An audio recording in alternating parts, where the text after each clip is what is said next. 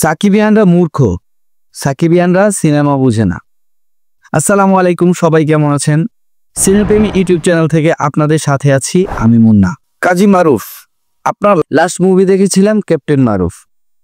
তো এই মুভি সম্পর্কে একটু পরে বলি। মেগাস্টার সাকিব খান, আপনি যেহেতু মেগাস্টার সাকিব খানকে কেন্দ্র করে সাকিবিয়ানদের ন্যারো মাইন্ডে কথা বলছেন, আমি সেই সূত্র ধরে আপনাকে কিছু কথা বলতে চাই। ফার্স্ট অফ অল, সাকিবিয়ান কারা? বাংলা সিনেমা যারা দেখে তারাই সাকিবিয়ান।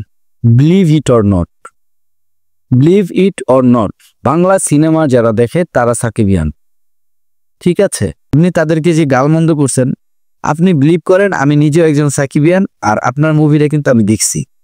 আমি শুধু সাকিব খানের মুভি দেখতাম না, বাংলা সিনেমাটাই দেখতাম। এবার হলো বাংলা সিনেমার ভিতরে যে সবচেয়ে এগিয়ে ছিল তাকে আমি এখনো পর্যন্ত দেখি, অতীতেও দেখেছি। এবার আমি কিছু কথা বলি যে চাঁদ, তার কিন্তু নিজস্ব কোনো আলো নাই, সূর্যের আলোয় আলোকিত চাঁদ, এটা আমরা সকলেই জানি। আপনি মারু, কোনোভাবেই পাবলিক আপনাকে চিনত না যদি আপনি কাজী হায়াতের সন্তান না হইতেন। তার মানে আপনি কিন্তু নিজের আলোয় আলোকিত না, আপনি অন্যের আলোয় আলোকিত। আপনি যদি সাকিব খানের মতো সিনেমা পড়ে আসতেন, তাহলে আপনার অস্তিত্ব প্রথম 6 মাসেই বিলীন হয়ে যেত।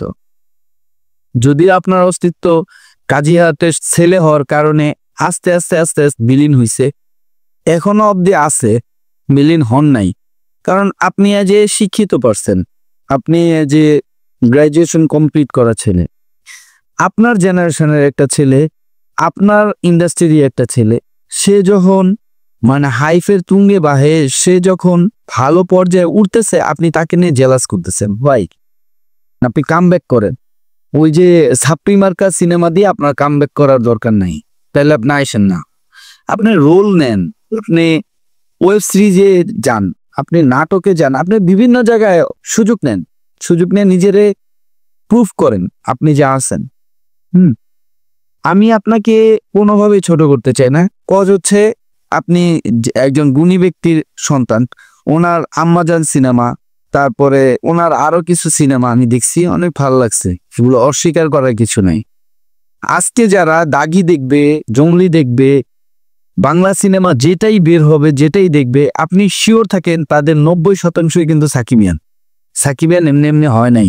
সাকিব 1999 সাল থেকে 2025 সাল পর্যন্ত যেভাবে সিনেমাতে কিভাবে উত্থান হয়েছে আর কিভাবে সে মানে সর্বোচ্চ চূড়ায় গেছে, এটা কিন্তু সবাই জানেন। কিন্তু আপনারটা আপনি একটু ভাবেন, আপনার বাবা যদি কাজী হায়াত না হইতো, আপনি কাজী মারুফ, বাংলাদেশে কেউই আপনাকে চিনত না। ওয়েল, আমি আপনাকে কোনোভাবেই খাটো করতে চাই না, আপনি যে ভালো মানুষ, হ্যাঁ, ওই হিসাবে আপনাকে চিনতে চাই বা জানতে চাই। তো আপনাকে লাস্ট একটি কথা বলি যে মূর্খ অথবা অশিক্ষিত এই কথা বলে যদি আপনি কাউকে গালি দেন, আপনি তো মারুফ মামা কতটুক জানেন আমি জানি না, তবে গুগল মামা যা জানে আপনি কল্পনা আনতে পারবেন না গুগল মামা কি জানে। তো আপনি গুগল মামার সার্চ বারে গিয়ে লিখবেন পৃথিবীর শ্রেষ্ঠ মানব, প্রথমেই আসবে আমাদের প্রিয় নবী হযরত মুহাম্মদ সাল্লাল্লাহু আলাইহি ওয়াসাল্লাম।